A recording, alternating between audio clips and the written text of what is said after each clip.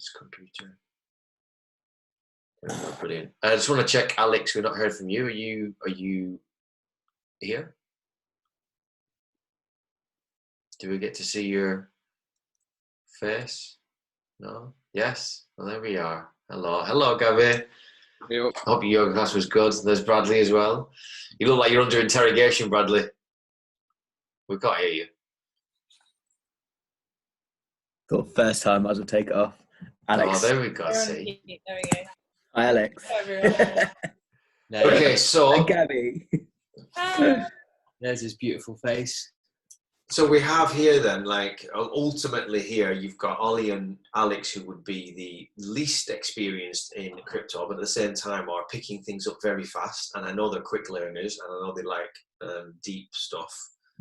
Bradley, I know you're time served and stuff now, and Richard, you're an intelligent guy, and you've already been in blockchain. So we can take this wherever we want, boys. As ever, though, I will always open the floor. You've all kind of met each other enough anyway. If you haven't, there you go, everyone. I'm just giving you a brief introduction to where people are at in terms of their levels. Alex, you've always burst in with bits of questions. I'm just going to start with yourself. Is there any angle you want to take things down for this call? Yeah, I had a few questions, but yeah, because I was having a conversation with my brother and my dad yesterday, and they were just firing questions at me. I didn't know the answer to them. So it's just which is the best coin to invest, is it? 'Cause I'm not answering that. No, it was just my dad saying, "How do you know though it's going to happen?" I was like, "How do you know?" I'm like, "Well, I don't know, but I've got a good idea. I've done my research." So he's just very skeptical. Yeah, no, and trust me, you want skepticism. Like, you really, there's one thing you want in this, any investing sphere, but specifically in crypto, you must have a lot of a good dose every single time you're doing something of skepticism, because there's just a lot of noise. What were the other questions? So I just wanted to understand a little bit more about the gold-backed currency and the silver-backed currency and how that worked. And then also, I'm just curious, if you put your money into your hard wallet, and once it's on your hard wallet, then is it still on Binance or is it still on Coinbase? And if not, then if you lose your wallet, you don't get refunded by Binance, do you? Like, it's not Binance, aren't a bank, are they? They're just a trading site. Okay. I think the latter part of that is definitely correct. Yeah. Yeah. Okay. And then I will go on. Yeah, that's it. And then, so let's say everyone moves on to, or everyone starts using cryptocurrency. There's only a limited amount of cryptocurrency or certain coins in the market. What would happen when everyone moves onto, or everyone transfers to crypto? How do I word this?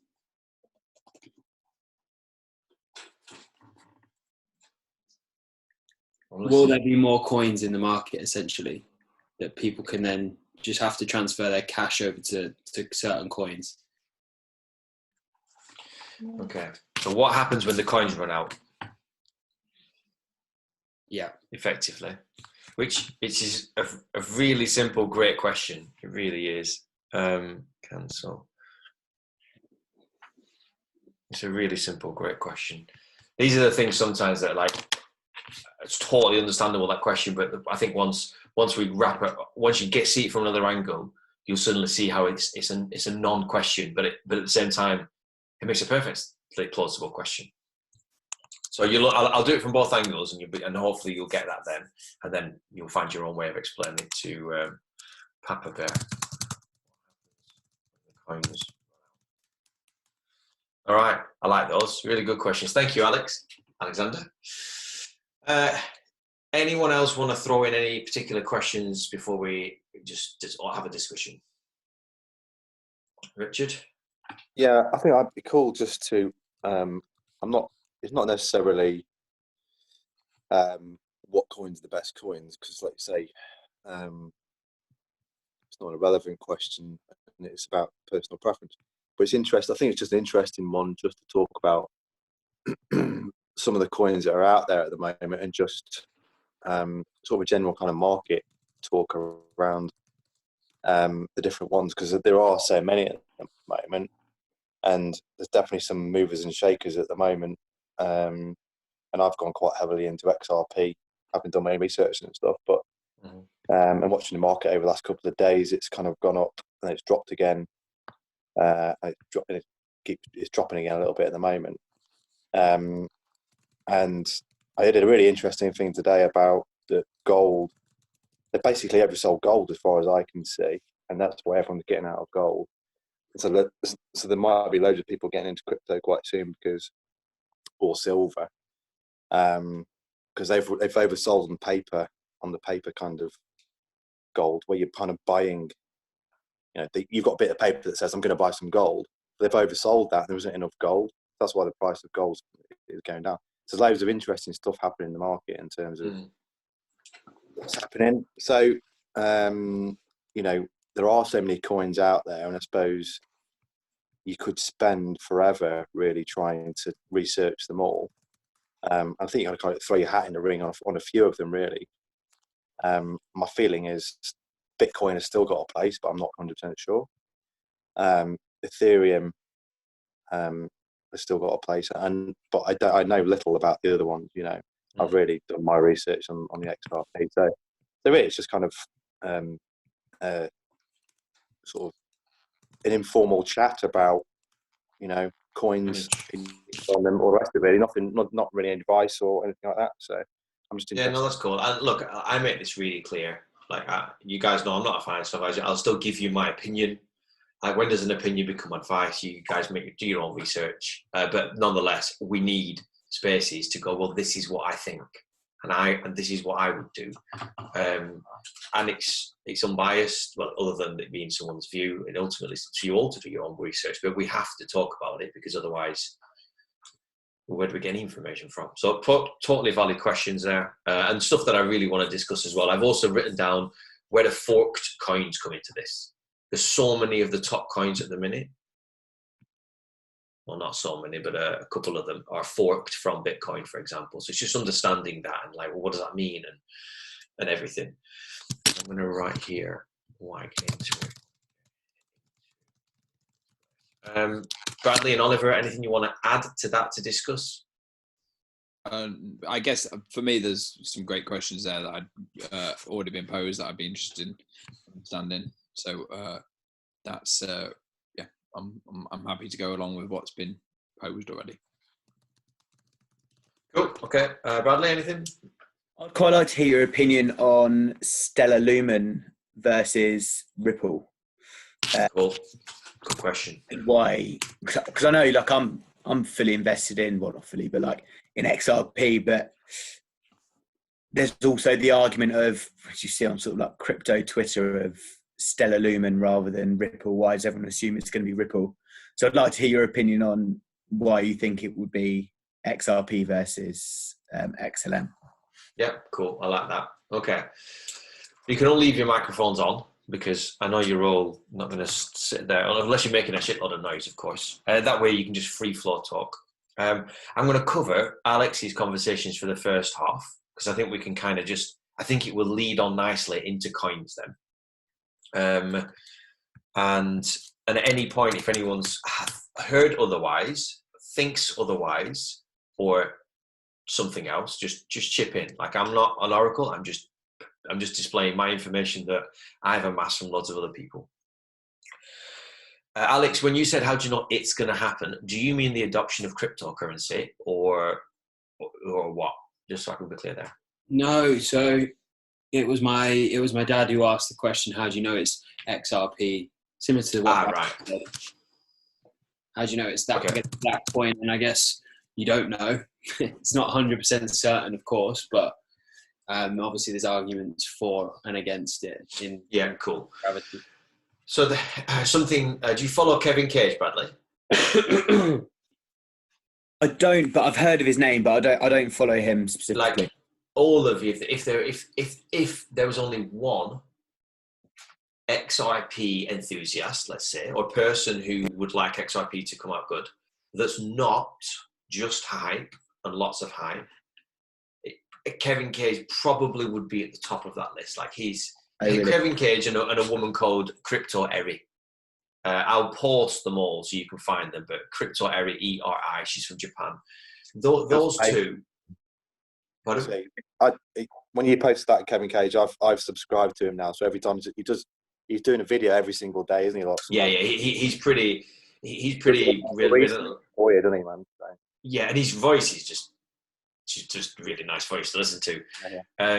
And I advise everyone as well to get the YouTube Speedback Player Chrome extension or Brave extension. I really want to talk to you all about Brave browser at some point. That's BAT's browser, isn't it? Yeah, honestly, man, it is so fast. You'll think like Chrome was faster than everything else. Yeah, you use Brave, it is like Chrome on steroids. It's so rapid, and it's got built-in protection. It's got built-in everything. If you are going to use it, because I'm trying to do this more, can I give you my affiliate code? I don't know what I get from it, but I'm trying to be smarter about my life now, and I never seem to. I don't even know where it is. Just download it. It's really fast. It's got a built-in wallet as well, and connects to Binance now on the new version. And you can buy, sell, and exchange your crypto without even logging into Binance. It's literally built for blockchain. But let's crack into some stuff. So. Kevin Cage beautifully said this once. He said the difference between gambling and investing is that gambling you don't know, but investing you have. You still don't know, but you have hedged speculation. So you're like, I think it's going to be left because of these reasons, and I'm going to bet on left. It's still a bet at the end of the day, but it's not just like throwing it out there. So I don't know it's going to be XRP at all, and I am about. I've been as high as 60% XRP. I'm currently probably averaging, if I take everything into account, probably about 45%. Yeah, and I'm really cool with that. I would not go any lower. I'd be quite comfortable up to 55% XRP. Quite comfortable, maybe more. The only reason I'm not going higher than that is because I really like some of the other coins, and I really like what they're doing, and I really believe in them, and I really think that Ethereum has a place. If you ask me right now, which one do I think will rise more over the next 5 years? I think XRP will, but XRP still has those, like anything, like a 1% doubt or something. So I'm still happy putting some. I don't need the ultimate growth. If XRP goes to $100 a coin, I'm laughing. Like for all of us here, once we have 6 zeros and a couple of digits in front of it of personal wealth, yeah, sure, it'd be nice to have another zero, but let's be honest, it would make a dramatic difference in all of our lives. Yeah. So when it's at that stage, I'm like, okay, so then I'd rather just diversify into some different coins. So I don't know it's going to be XRP, but if you start doing any of the research, any of the Kevin Cage videos, and there's a few other people, don't watch Bearable Bull stuff, that's really hypey, but like there's a few other people that have done a lot. There's loads of people in the community that have done a lot of research. Digital Asset Investor is a big one, obviously. He's massive in the sphere. But I was speaking to someone today who's actually wanting to invest in gold. You don't go from being a fintech, like a brand new startup firm that was birthed just like 7 years ago ish, to being able to call meetings with the International Monetary Foundation and all the central banks around the world and them turn up. You don't get that. You don't speak at the New York Economy Club, which basically every single president for the last 100, 200 years has spoken at this club. It's a proper old boys club where like it would appear that like if you're wealthy and you're in that sphere of finance at a level way higher than any of us are even aware of, the people that come and speak there, I believe, are basically saying this is what's happening in the world and it's coming soon. So it's like information trickles down. If you've ever heard of like the Bilderberg Group. Yeah. I was going to say this to you. Anyone else who's not heard of the Bilderberg Group? 1, 2.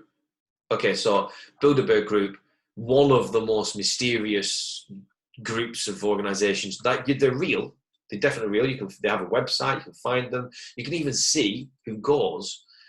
What they talk about, no one talks about. Like, they're linked with all sorts of conspiracies and everything. But I'll tell you this: you don't put in a room the biggest world leaders in the world, from the Queen and the royal family to oil sheiks and American presidents, your leaders of like JP Morgan, all your big banks, your Rothschilds, your Rockefellers, some of the fastest growing entrepreneurs. Jeff Bezos has been in there, Peter Thiel's been in there. You don't put all those people in a room for 4 days, not allow certain presidents from some countries, and not talk about what's going on in the world.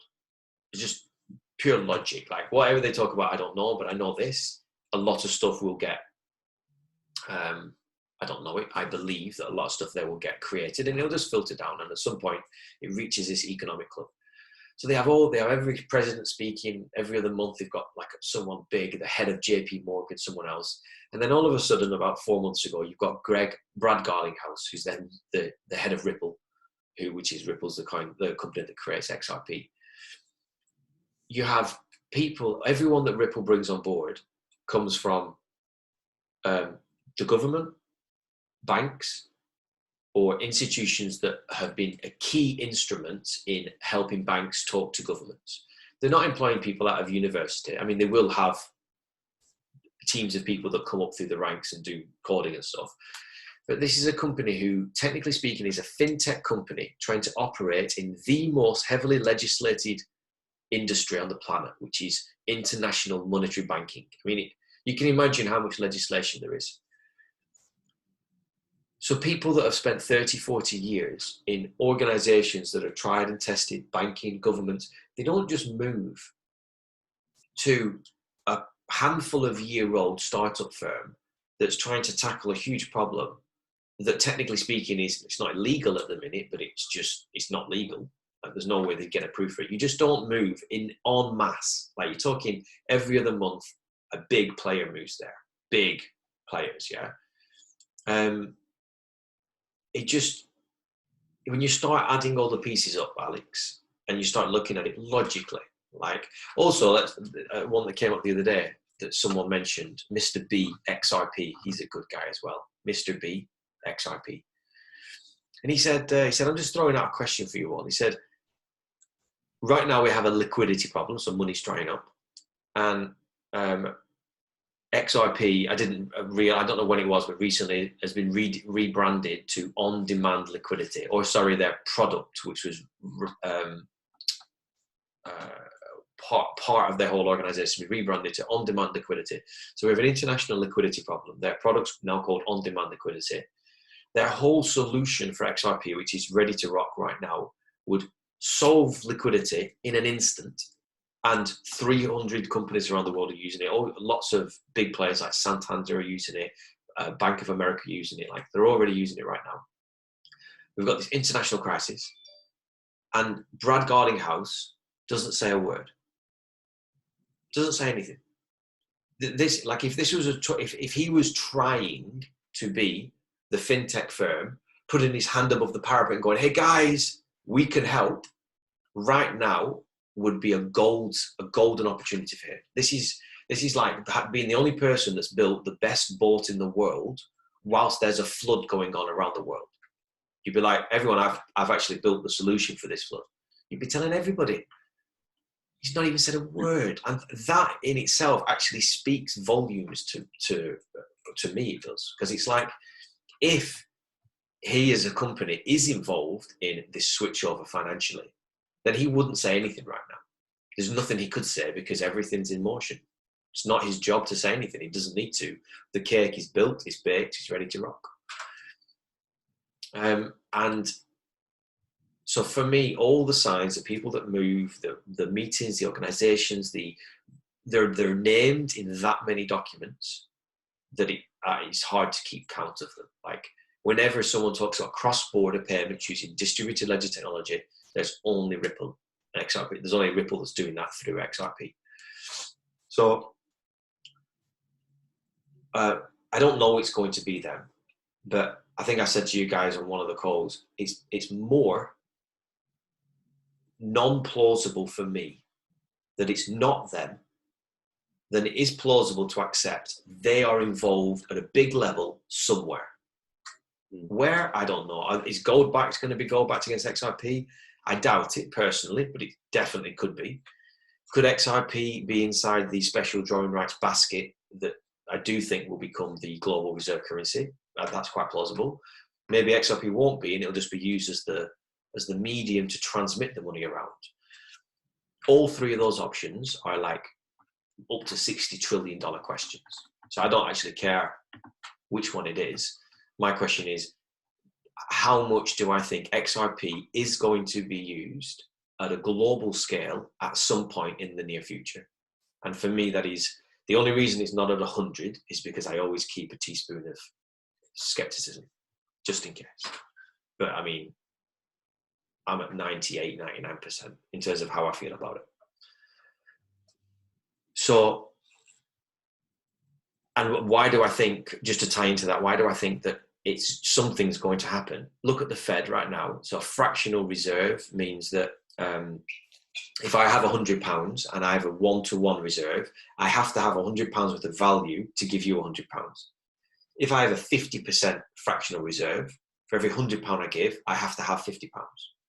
And for a long time, we've been on something like between a 1 and a 10%. I think it's even, I thought it was about 1%. But basically, I had to hold a very small amount to give whatever I wanted to give. They've now completely gone away with it. So the Fed have said now, no fractional reserve is needed, which basically means you can print as much money as you want for as long as you want. It doesn't matter. And most people can't even get their heads like that. I'm still trying to get my head around that. That is so ridiculous and so dangerous because we know what happens from the 2007, 2008 crash. It's so ridiculous that you kind of can't believe it unless they know that at some point they're just going to turn the Swiss system off. In a really weird way, that's the only logical answer is they can't print their way out of this. They're going to create another bubble. And at some point, the bigger the bubble, the bigger the crash, the bigger the correction, they would say. So at some point, when that happens, they've got to have an exit plan. The Fed's not stupid from that. They're not that stupid.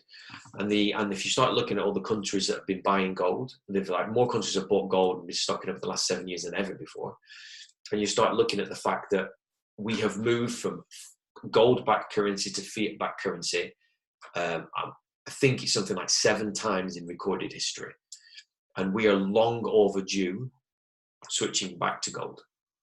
So it just makes logical sense and it feels right for me. So for me, my head and my heart, I look at it and I'm like, yeah, like it just makes sense that that's going to happen. And when the Fed just printed all this money and aren't stopping, for me, it just looks like they're just rinsing whatever they can get out of the system, and at the last minute they'll switch across. That's all I can imagine is going to happen there. So, Alex, I want to move on, but I want to check. Does that give you an understanding of why I believe XRP is involved in there so heavily, and a little bit more about the gold-backed? Does that help? Yeah, that helps. I'm just curious in terms of solving liquidity. And this is probably more of a finance question. How does involving a digital currency or XRP solve that problem? In short, and that is a big question, so I'll keep it really short. In order for this way, share content. I'll just try this way. Okay, so in order for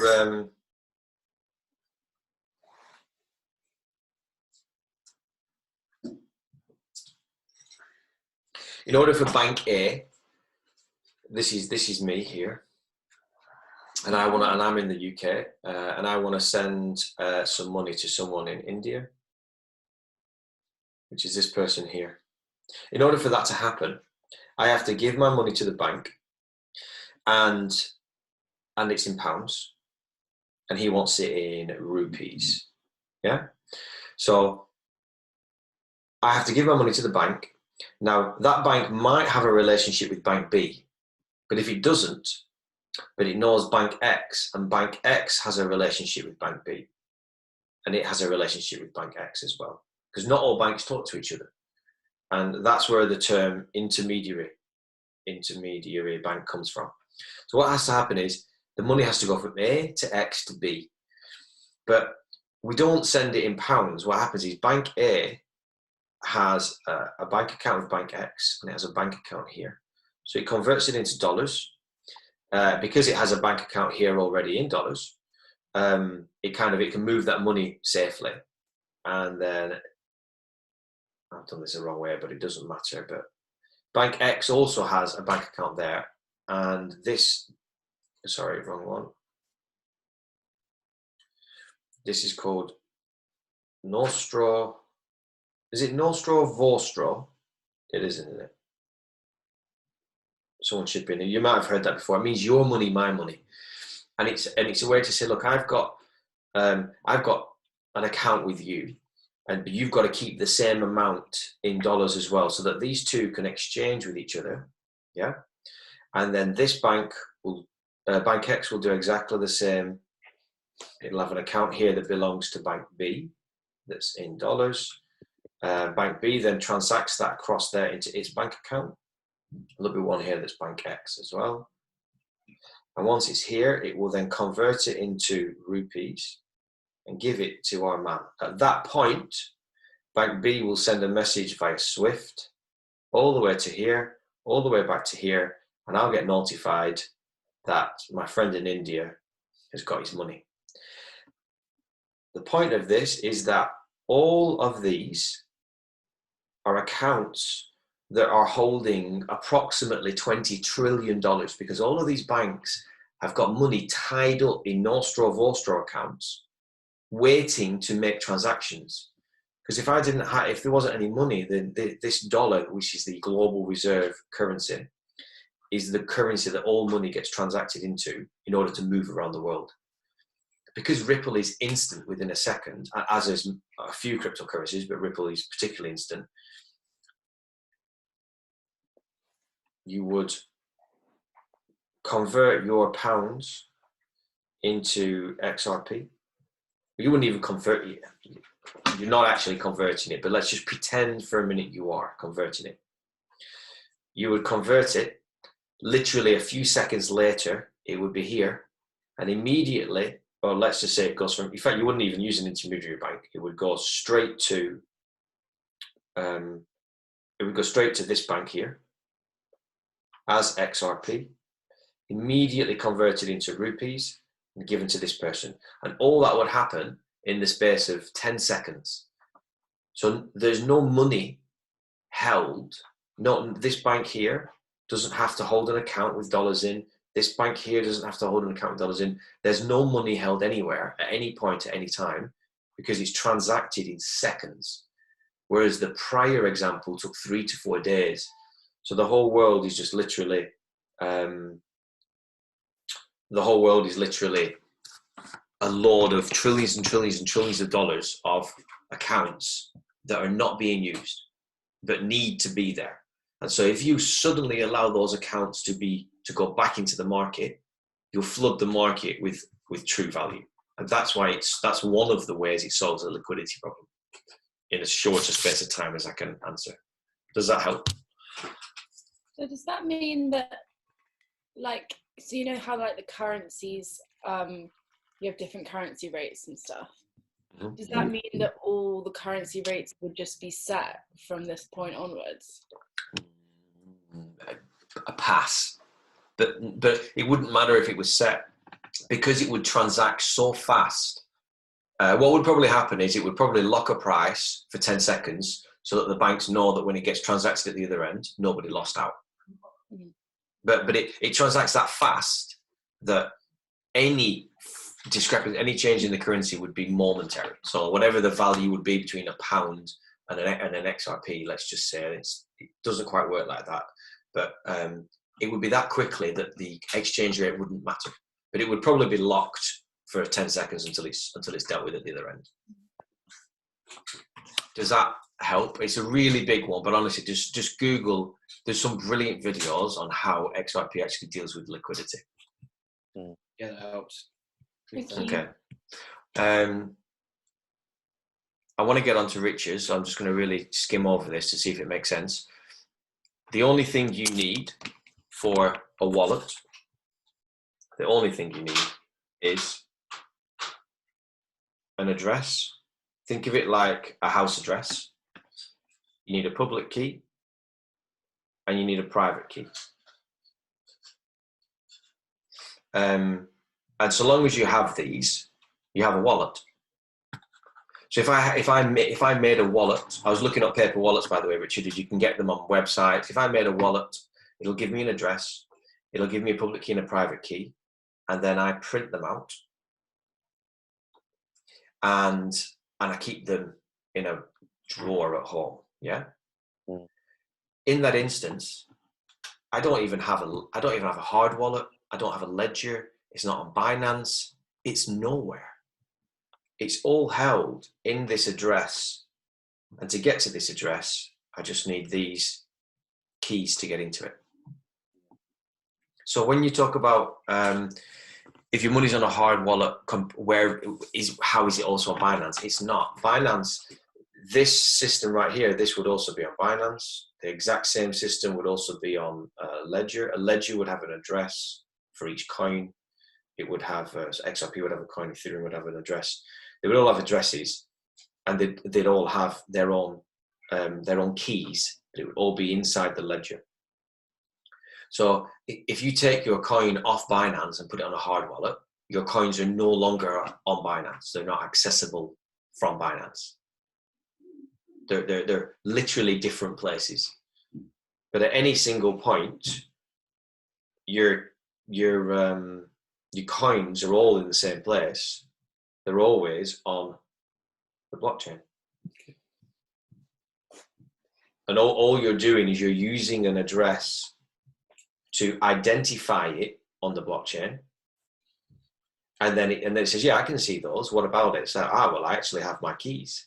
Okay, well, if you've got your keys, you can do something with it. You can tell the blockchain you want to move something. Which is why there's whole, let's see if I can do it on here. Stop share. There's whole sites dedicated to, and there's people that literally troll these. Share screen.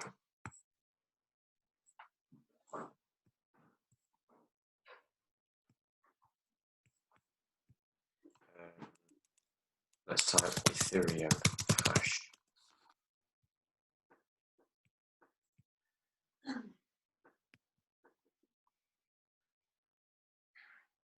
So this is, because the blockchain is transparent,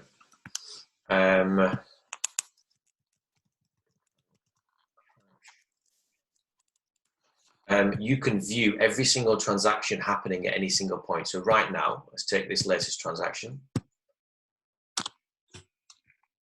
So this has its latest transaction here. This actual transaction, this transaction has its own transaction hash. So this code here is the unique code for this particular transaction, and it was sent from this address to this address. They sent no money. They were charged a fee. So it probably will have been a piece of information that was sent. Yes, they were probably sending, and I'm not going to get into this now, they were probably sending some information across. You can send anything on the blockchain. So long as you know where it's going to, this address, it doesn't live on Binance. It lives on the blockchain, but Binance knows the address, and Binance has the keys to make a change to it. And all you're doing with the paper wallet is you have the keys, and it's just on a piece of paper. You lose a piece of paper, you're screwed. And all Ledger has done, Ledger's just gone, all Ledger's done is gone one step simpler, but they've grouped all that together into a device, and they've layered on top of it their own security. So to get into the ledger, I need a code, first of all. To use the ledger on my computer, I need a password. And obviously, you need the ledger. If you don't have the ledger, you can't get access to it unless you've got the keys printed off. I feel like these are all really big questions, and I'm trying to skim through them, but you never know. They might make sense to you. So, does that make enough sense, Alex? Yep, that makes sense. So Yeah. have a ledger and have it printed as well, if you can. Yeah, if you can do that, then you're absolutely winning. But I hope that explains how once you have them on a ledger, they're not on Binance. Yeah. Yeah. What happens when coins run out? They're worth more money. Yeah. If you think of coins like gold, if you've got a predisposed amount of coins, they never run out. But if they're wanted more, they're worth more, which is why a lot of coins have got a lot of zeros afterwards. There's a lot of argument. There's some Bitcoin maximalists that reckon in the future, people won't be saying how many Bitcoins you've got. They'll say how many Satoshis have you got, which is like pounds and pence. So we're like, oh, yeah, I've got 60p, oh, I've got 65p. And when you meet someone that's got a pound, they'll be like, I've got a pound. They're like, you have a whole Bitcoin. And it'll be like life transforming. And I don't know we'll move on to coins, but Bitcoins, you get people that think it's going to be the whole future, and you get some that think it's not. So coins won't run out, they'll just be worth more money. Okay. So let's do 20 minutes on coins, I suppose. Coins and how they differ. I use a site called Coin Paprika.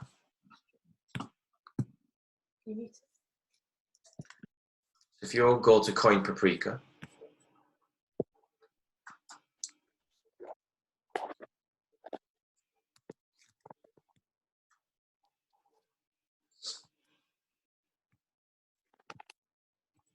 so I use this to look at, I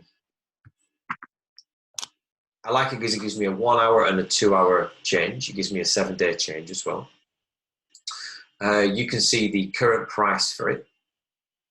Do you want me to screen share, or is everyone on it? Yeah, I'm on my phone, man, so I can't really. Is it better to screen share for you then? Yeah, if you can do, man, I can't go. Yeah, cool. I'll screen share. It's fine. I know. So do you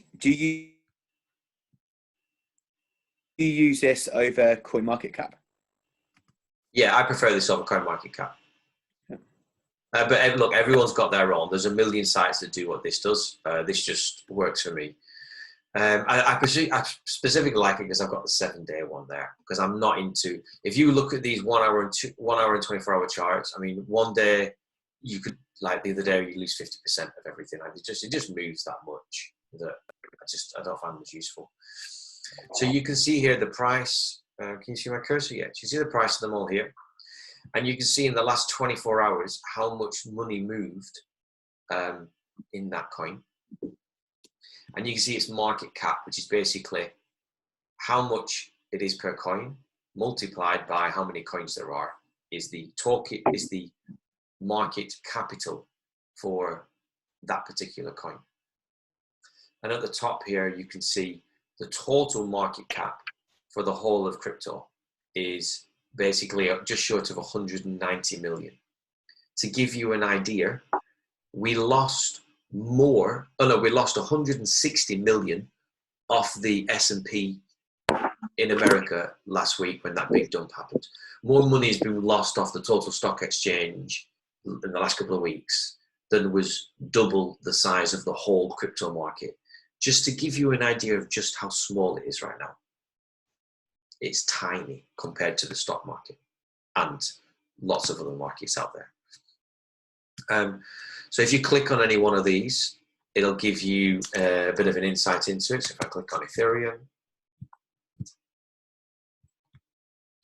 it tells you a little bit about the coin here.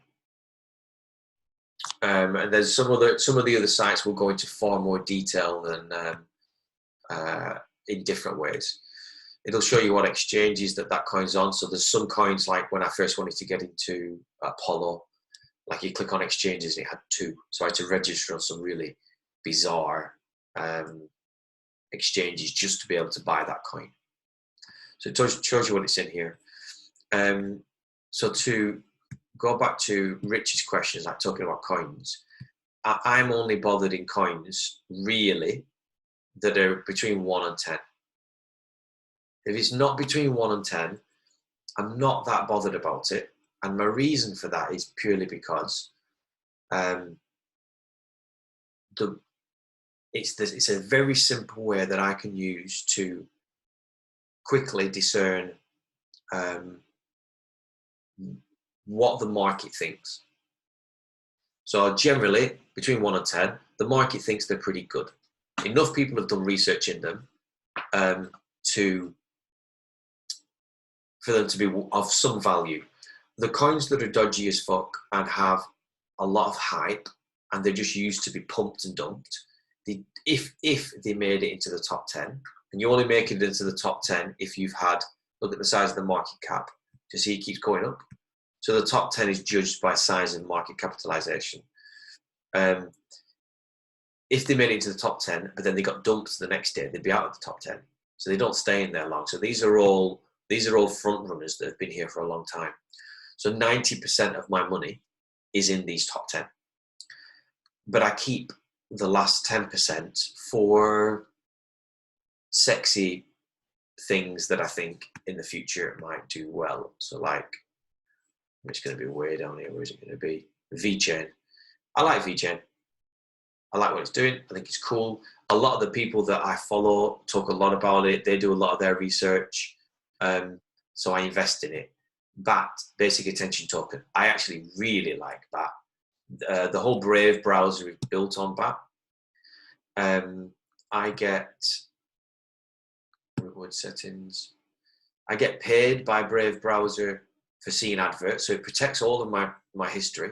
It protects who I am as Brave. Doesn't give away my information, and it serves me adverts. And at the minute, I think I've got it set for serving me 5 ads a day. I don't know where it is. It's here somewhere. Here we go. 5 ads an hour. Sorry. And all I get is a tiny little notification in the right hand side, and that's it. And I just ping it out of the way. And when you're on sites like Twitter, YouTube, if you're a creator and you're BAT registered, I can be looking at that creator and I can really like the song that they're playing, and I can just click a button and send them some BAT token. No banks are involved. It could be worth a fraction of a penny. You know, let's say that BAT, what's it's currently valued at 15 cents. So let's say it sits at 30 cents. Then you can tip people in such small quantities. Right now, to tip someone 30p if they had PayPal, PayPal wouldn't even take a 30p tip. And I think it'd probably be up to like 30% fees anyway. So here I could tip that person in some BAT tokens, BAT tokens, basic attention tokens, and they'd get all of that money or near damn it, because there's no friction. Friction's one of the issues with small payments, because every bank that money moves between, they all want a slice of the pie. So they all want a little bit, and that's why we have all these heavy friction costs.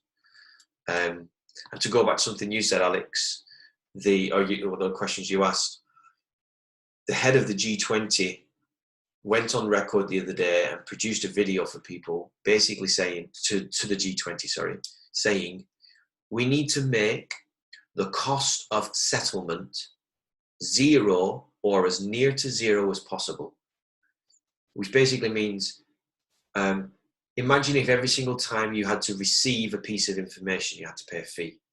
Well, it'd be ridiculous. Well, that's what it's like with money. We can move money around the world, but when we settle the transaction, people take a heavy fee. So if people are taking a heavy fee, who the hell is going to want to move a pound? Nobody. People want to move big money. So that's why there's a lot of people that are unbanked, and that's why companies like MoneyGram, TransferWise, Western Union, that's why they came about saying, hey, don't worry, we'll help you. So stuff like BAT is a coin that will allow for micro payments to people. And serve it their online creators. So it's specifically designed to be able to pay people online that create content. Where I find these is two places. First of all, this guy, BitBoy Crypto. He makes about 2 videos a day, but he does things like this.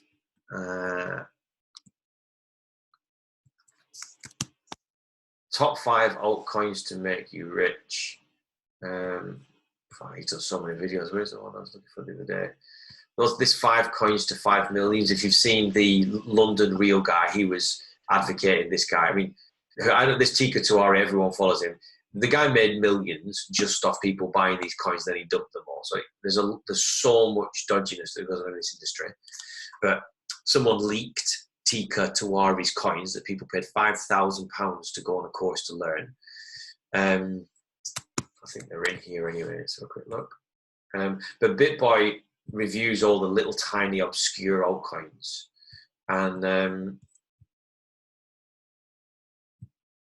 Tika Tuari's. See if you put them down here.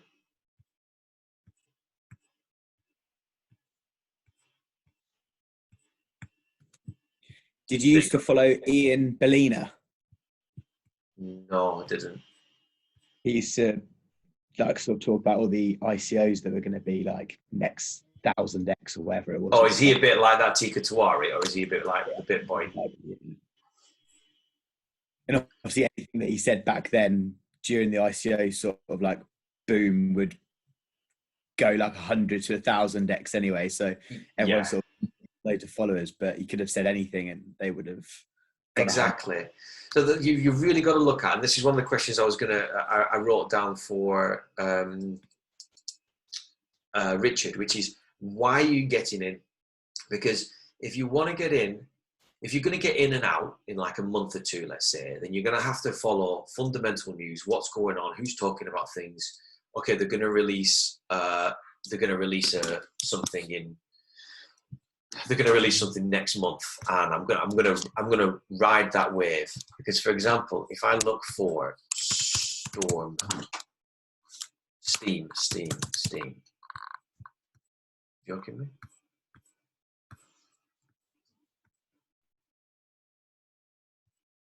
Next 100. Remember, there's like 3,500. Let me just, there must be a, here we go, Steam. Steam. You what, sorry? I think it's double E-S-T-E.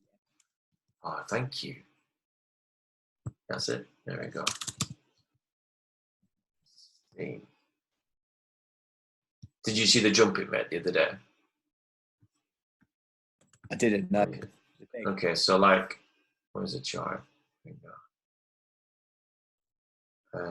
So let's do 7 days, see if it's within 7 days. 30 days. There we go. So look at that. So it was right in here for ages. And then literally in the space of like, this was like in a few hours, yeah? You're talking, I remember a lot, like hundreds of % return. And that's because a guy called Justin, everyone hates him, forgot his last name right now, who owns Justin, what's his last name? Justin's son. Yeah, Justin's son, that's it. He owns, is it Tezos? What does he own? Seriously. Tron, that's it, yeah, Tron. And he's basically like he's very good at marketing, and he just has a very strong way of doing things. But he bought Steam, the company that did it, and then everyone, a lot of people didn't like it, so they went to do what's called a hard fork, which is just basically carbon copying, which you're allowed to do, and just go on a different route. And because that's going to happen, a lot of people suddenly went in and bought Steam, knowing that it's going to suddenly have a fork. And when you have a fork, if you've got 1,000 coins in Steam, then you also have 1,000 coins in the new one as well. So you can literally, if they both do well, double your money. So you've got to think about when you're looking at which coin to buy. Like, I would never buy Tron anyway. I've never liked it from the beginning, and I just don't want to get involved in. I'm not in that world for me making decisions. But if you are in it to kind of look to get in and out, then that's a very different decision making process than what I might do, which is look at the top ones, look at what they do, and make my decision, but then look at some of the other ones. So I found BAT and I found VChain purely because some of the people I follow every now and again would make a post and talk about something. They might not talk highly, like spend a lot of time talking about it. But I think if these are people that have been in the sphere for 5, 6, 7 years, and they're putting some of their money in some of these more obscure tokens, that makes me go and look. So like these ones that are on your screen now, I don't know half of them. I know Dodge and I know BAT, I know VChain, and I came about with Hedera Hashgraph because I started looking at what's the future. What's going to be the next thing that's going to come at some point, and I think it's going to be Hedera Hashgraph. What it's capable of doing is astronomical. However, it could totally fail. So whilst it's at like 2, 3, 4 cents, I will buy, I think I've got about 10,000 H bars, and they'll just sit there. I'm not bothered about doing anything with them. I'm happy. I don't even look at the price. It can go down, it can go up. I'm cool with it. As soon as they announced they were working with Google, it went from 1 cent to 3 cents, which doesn't sound like much, but that's a 200% increase. That's a massive increase. But I'd only put 10,000, I probably had $100. So my $100 went to 300. So I'm not that bothered because I'm not in it for that reason. So there's a handful of these ones down here that I'm in because they've got a decent amount of use case, meaning they've got something that I think is going to be of value in the future, how they're going to use it. I'm sure lots of them do, but I do not go through and read about all of these to make a decision. I let other people do a lot of the filtering for me. Then I'll go and have a look at their top 3 and I'll make a decision on those. Richard, does that help with like how to think about coins? That's how I think about coins anyway. Yeah, no, it's cool. I think that I was aware of the same, what you were talking about, where someone hyped something, or that Tika guy. He just looks like a shark anyway, doesn't he, man? He's not, So, I was really surprised that London Real guy did those adverts. Yeah, I'm not sure about him either. But I was going to say, to be fair, I don't like him either. He looks like an evil man. Yeah, he doesn't look good, does he? So yeah, I think it's knowing who to follow. So I mean, if that BitBoy, like I say, from your advice, I listened to Kevin Cage a hell of a lot, and the people that he points out as well. Yeah, that's been a really good reference point for me. So I guess that's how I find most my people is through. Beware of like echo chamber a little bit, but then you just do. I read when I've got videos playing and I've got the YouTube speedback player on, so you can listen to Kevin Cage like promotes this, listening to videos at 2 times speed, and you get to work out who you can listen to fast. Kevin Cage you can do a good 2 times speed on, and once you've been in the industry a while, like you don't have to listen to it fervently, you can just have it on and you can consume videos much faster, but then read the comments. That's how I found Crypto Eri, from comments. People were just kept saying Crypto Eri, so I listened to her, and she's very no fluff. She's pro XRP but not biased. She's like, look guys, this is how it is. And there's a couple of others if you wanted some more. Digital Asset News, and The Modern Investor, TMI. They're both good for general news, but I would say both of them are fairly. Neither of them are into any sort of conspiracy, weird stuff, anything like that. They're very much like, because what's going to make them money? And after a good year and a year of listening to them, I'd say they both really want Bitcoin to do well. And there seems to be, I don't know, do you think at the moment, because there's a guy, I can't remember how I even ended up following him or being friends with him on Facebook, but he's been like a Bitcoin enthusiast since like the really early days. I think he's massively pissed off now because of what's happening, and there's an ethical point in all this as well in terms of XRP, and is it the banks are jumping onto it. So that's why I agree with you, where it's all the evidence is pointing that it's gonna be part of something big, off the back of the situation we're in now. And all the banks are backing it. All the partners they've got, 300 partners or whatever it is. It's just insane. So it's all pointing to that's going to be play a big part of it. Then you got the Bitcoin enthusiasts that kind of like Bitcoin and blockchain is going to change the world, and they're all head in the hands really with the idea that the banks are seizing control of it again. So there's this sort of question. That's just a separate question really. It's just kind of how do you well, view the all thing, that? I'd never, the guy that got me into XRP, we had some brilliant conversations, and I was asking about Bitcoin a few months ago, and he went, the reason I won't invest in Bitcoin, because a few months ago I was like, Bitcoin's is primed, ready for another pump, yeah? And he said, the reason I won't get into it, he said, because I can't get into it with my heart. And I said, what do you mean? He said, it uses that much energy that I not only don't think it's the future because it uses that much energy, he said, but because of the energy it uses, it breaks one of my values. And I'd never had my integrity challenged in crypto because there's not that much that it can challenge. Like most of my integrity values are in the outside world. And when he said that, it really pulled me, and I was like, fuck. And I had a lot of Bitcoin. So that percentage wise, I had a lot of Bitcoin. And I had to seriously think about myself and go, okay, even if I thought it was the future, but if the future of that, if there's other coins that could also be the future, and they use literally a fraction. Bitcoin, I think, Bradley, do you know what the stat is for like how much energy it takes to keep Bitcoin running right now? It's stupid, isn't it? No, I don't know the exact stat, but I've seen this just really bad. Well, yeah, like really bad.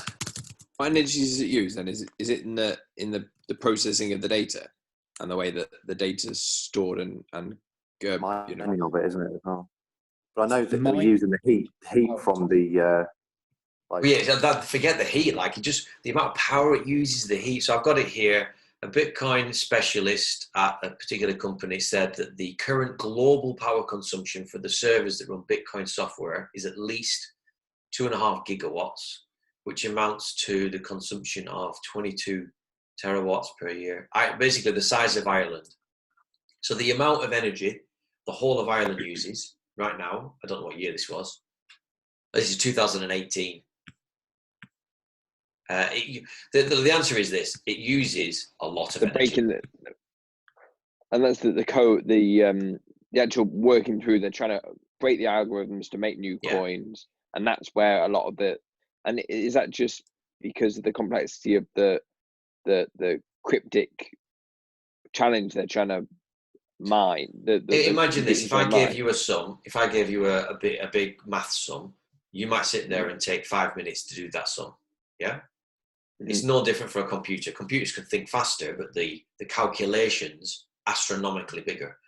And the thing is, as the Bitcoins become more and more sparse and more people try and mine them, there's it built into the algorithm. It's very clever. It actually makes the algorithm harder to do. So there's been a spike in how difficult the algorithm is recently because more people are trying to mine it. So it almost self-defends itself and becomes harder to mine. Okay, and then why are the other ones easier? Why are they got just easier solutions? Well, do you mean the other coins? The coins, because they're much lower value. Some don't even need mining. So take XRP. There are 100 billion XRP. Full stop. Okay. There is no mining. So some other coins need mining. But mining is one way to affect price, and that's why they drip feed them out. There's other ways that coins can operate besides being mined. The reason Bitcoin's mined is because it's decentralized, or it was decentralized from an algorithm perspective. But if most of the servers are in China, you could argue that it's heavily influenced by, and if they were run by the government, that could have an influence on it. So depends how you're going to determine something as decentralized. And this is a constant argument in the crypto sphere. What counts as decentralized?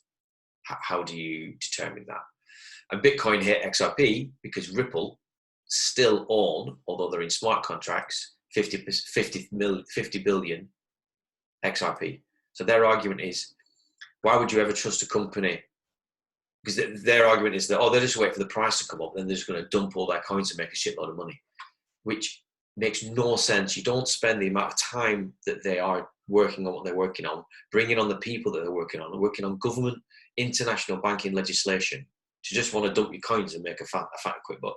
It defies logic. But to go back to about Bitcoin, so I was, the energy thing really got me, and I was like, okay, do you know what? Actually, that's something I've really got to consider. It's like someone saying, now, would you invest in oil? No, don't care how much money it's going to make. I'm just not. So do I care how much money Bitcoin might make if it really goes against some of my values? And I realized, no. So I hold a very small amount. Probably a little bit because I've justified that's okay. Like, I buy a small amount. I mean, I'm probably talking like 2% of my portfolio, like a tiny amount. And if I didn't and it went, I'd still be okay. But I have this little voice that's like, oh, you've got to have some Bitcoin. And I'm probably hedging my bets, because if it is the coin of the future, which doesn't make sense because it's very slow. If you send money on Bitcoin, it can take anywhere from 30 minutes to 4 hours, assuming the network congestion is normal. Now, you might think that's fast. That's really slow for crypto, really slow. So you imagine trying to move that around the world when we have systems like XRP, like Stellar Lumens, that can do it like that. So it just doesn't make sense. And banks can't control it. Banks are not going to adopt a technology that is manipulated by normal people. We could all now chip together, buy some servers and start mining Bitcoin. Yeah. And so are banks going to allow a completely decentralized system, which at the minute, most of the mining is done in China? Are all the world's central banks going to allow this technology to be the technology that all of money sits in? They're not stupid. They own all the money in the world. They've basically created the world we live in, whether you like them or not. And whether you think this whole shift that we're going through now is a massive purge of all the darkness in the world, that we still have banks. Like, it's not to think that the banks are evil, it's the people that are involved in that. So it just doesn't make sense that it will be Bitcoin. And then you've got people like Lagarde, what's her first name, Bradley? Christine Lagarde. Yeah, Christine Lagarde, who was the head of the IMF. Now she's the head of Europe's central bank, I think. And she's on record, and various other people, literally saying Bitcoin's not the future. And for me, that's enough. Like, there's some people piling money into it, but I do not think it will be I don't think it will be the currency used by the world's central banks. It just doesn't make sense. It's too slow. It's not controlled by anyone. It's manipulated by the Chinese. Anyone can get involved. It doesn't make sense. But I think it's like Betamax and VHS. And for younger people on this call, and older than me, because I don't remember it, but I know about it, two pieces of technology. And actually, Betamax was better than VHS, but it didn't make it to be the one. So just because you're first to market, I think at some point Bitcoin will just be a thing of the past. I really do. Like, I've gone full swing. I don't think it's the future at all. Just on them, Christine Lagarde, actually, because I know she's moved over. I think I saw a comment or some commentary about they are trying to create their own digital currency, as are the US at the moment. Like you said earlier, to make that kind of switch. How does that work? I mean, if they create their own currency, are they still going to be looking for something like Ripple to sit on? So you're talking about CDBC, central bank digital currencies, yeah? Yeah. All they are is just blockchain equivalents of fiat. That's it. But you're still going to need something to move the money around the world. Because if I have a currency, if I have a digital dollar and you have a digital yuan, like, we still need something to bridge the gap. And that's where cross-border payments come in. And that's been Ripple's mission all the way through, is to be the number one cross-border payment supplier in the world. Yeah. And I do think this special drawings rights stuff will come into play this year or next year. And that's where Ripple will be involved somewhere, I believe. I can't, I struggle to see how they're not. I really do. It's become really implausible. I've actually stopped looking at Ripple news as much now because I was like, why am I watching it? Like, it's just entertainment. Like, I'm trying to find reasons why they're not going to make it, and I can't. No, I agree. Yeah, it's kind of addictive. It's addictive for a bit, though, isn't it? Yeah. So, but then I'm cool with myself. Why am I watching it? I'm watching it because I like it. Well, then that's fine. You need to convince yourself, don't you, that you're making the right decision, and you're doing, I suppose. And I'm welcome to any information. Wow, XRP just hit 17 cents. I haven't seen it hit 17 cents in a long time. Today? I just looked up. 1 second. I'll tell you. Back to Coin Paprika. The last hour. Yeah, 3%, 6% in the last year. So, and you were talking, like, I honestly, I keep a ticker above my screen so I see Bitcoin, XRP, Ethereum, Chainlink, Cardano, VeChain, and HBAR. I'll take a screenshot of this. I find this really useful. This is that on that browser? Is it Brave? No, it's on. It's a Chrome extension, and it's called Cryptocurrency Ticker. So I'm just going to put that in there. Cryptocurrency Ticker. You probably get it for PC as well, but if you're on PC, you should just get rid of it and go to Mac anyway. But that's a different call. And having that little bar up there pretty much stopped me. And I have on my phone, I set up a widget for Binance so that I can just swipe to the right, and it's my top notification.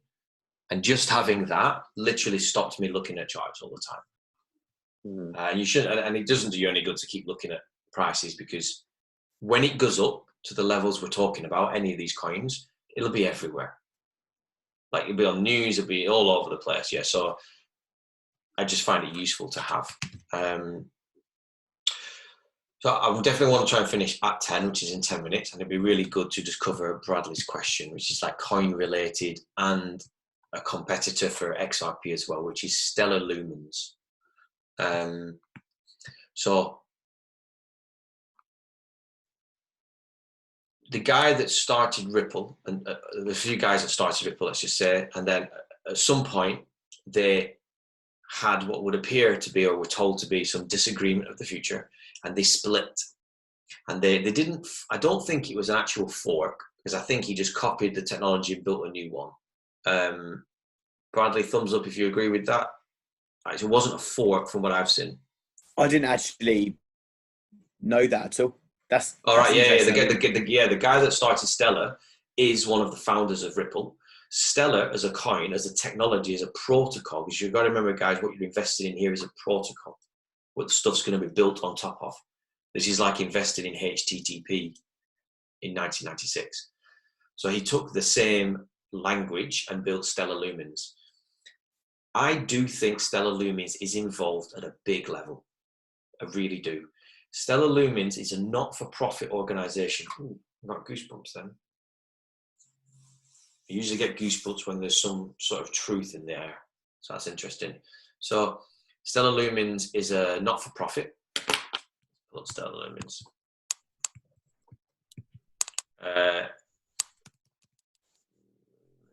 XLM, that's it.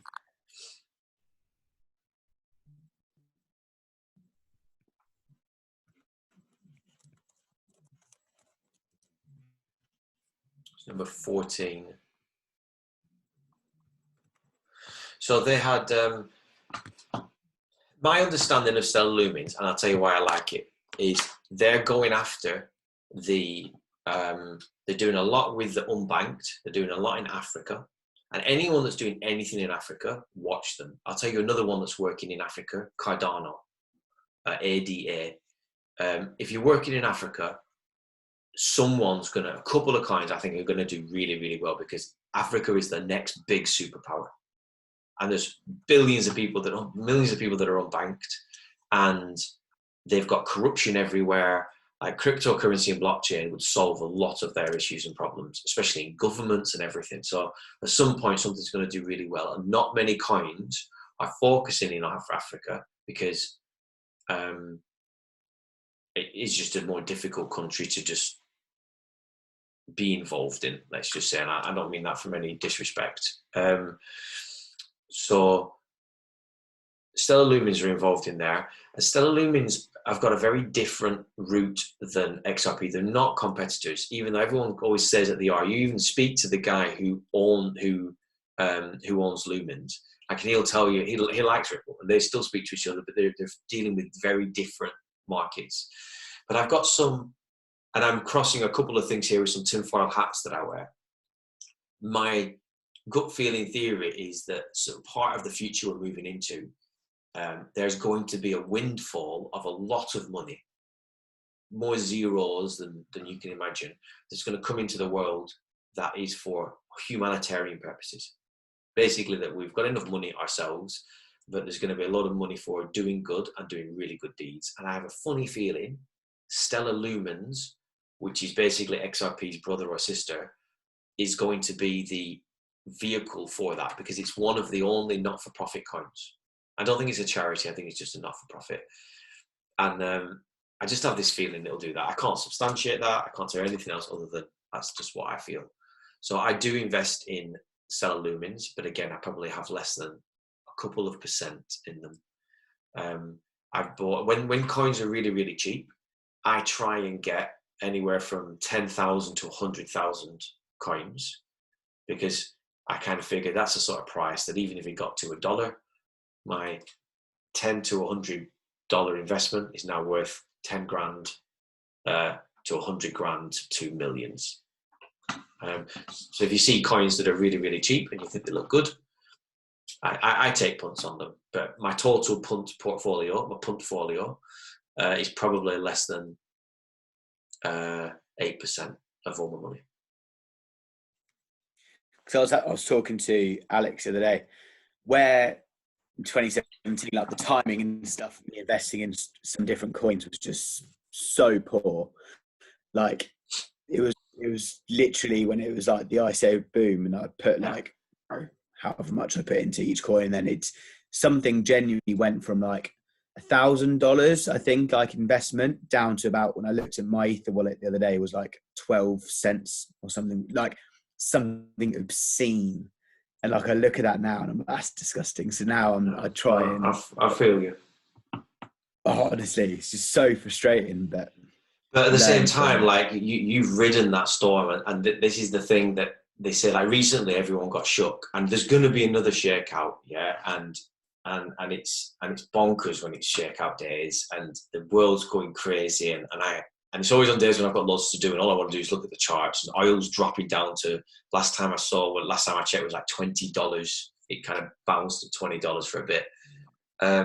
So I think it will all come back up again. Like blockchain and crypto coins are absolutely the future of not just money, but so many different systems. I know someone wanted me to do a video on that, on the different applications, and I started looking into some of the different stuff. There's just so many different ways that we can work and use blockchain technology.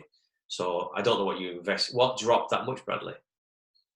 What coin was it? I'm thinking it was like, there was somewhere it was like B token. There was a few different a few different ones that are on there actually, which dropped like significantly.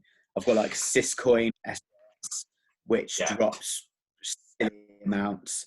So like I'm at a point now when I look at the Blockfolio, and I've got like 0.something% of my portfolio will be these random coins now that are just worth like, send me what they are, because I follow. Do you all, who does not use Telegram instead of WhatsApp? You're all on Telegram. Cool. Okay. Telegram for me solely for like the crypto groups that are. So get on Telegram. It's WhatsApp built on a blockchain.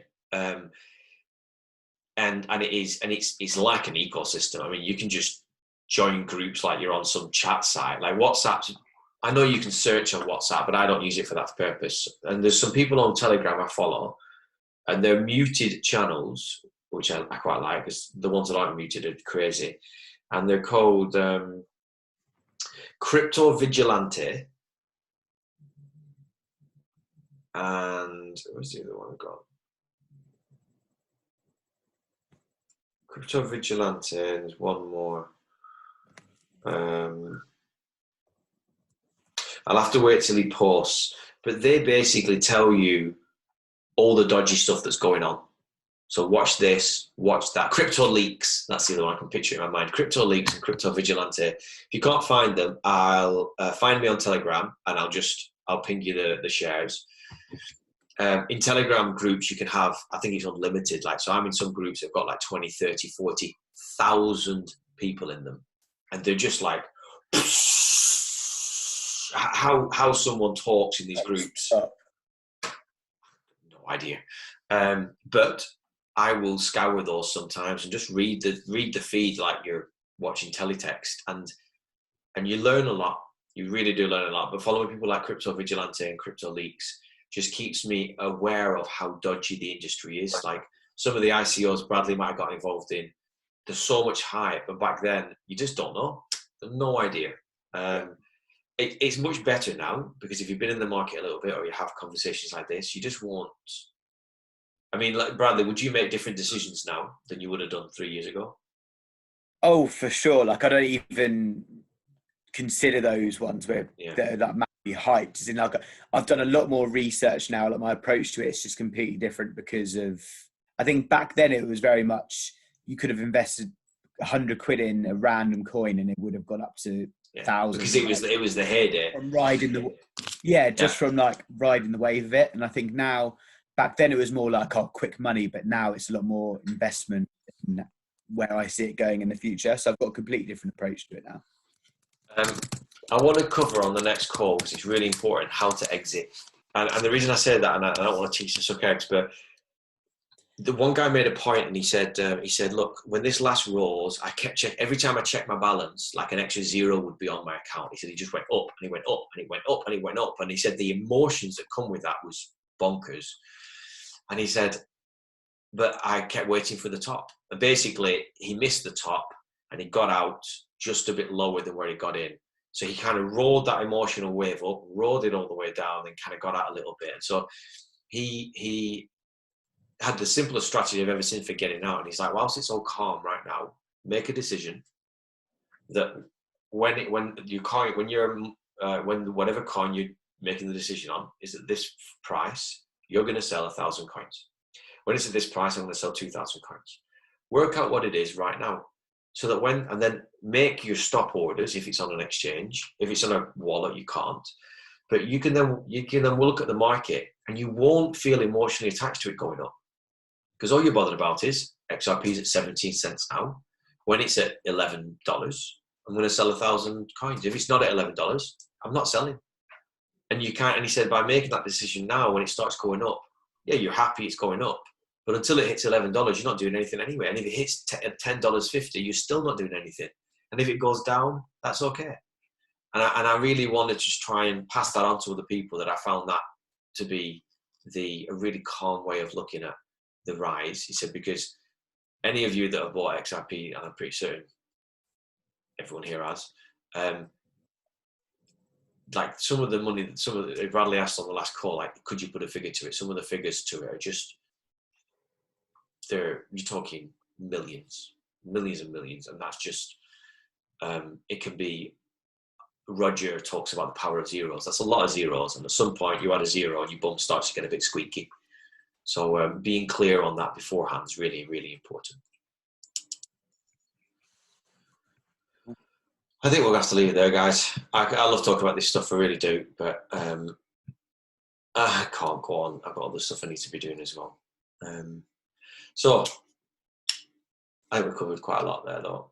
Bradley, does that give you a good enough answer on like Stellar Lumens? I don't know loads about it, but I do have this sneaky feeling, and I'm prepared to be wrong and think it's all Ripple.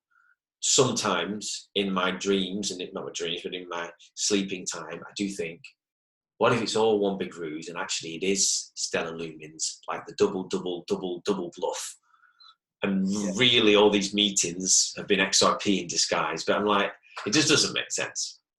But I would be lying if I said I didn't have those thoughts. But if that does happen, then the future of the world is much nicer for everybody anyway, and none of this might even matter. So kind of, it's like betting.